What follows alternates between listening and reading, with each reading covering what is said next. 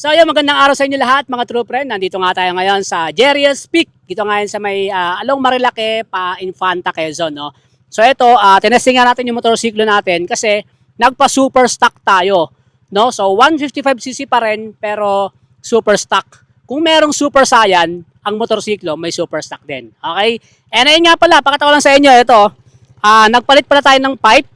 Ito yung tinatawag nila na silent killer. So, ang tatak nito is TSMP na stage 1. So, makikita nyo yung ano niya, yung tip. Maliit lang, no? So, parang stock lang din siya. So, kaya siya tinawag na silent killer. Okay? So, kaya tayo nandito sa may Marilake para i-testing to. At napansin ko nga dito na, ayan, kita natin, sa looks pa lang, okay na.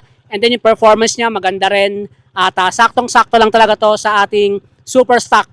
So, mas maganda yung performance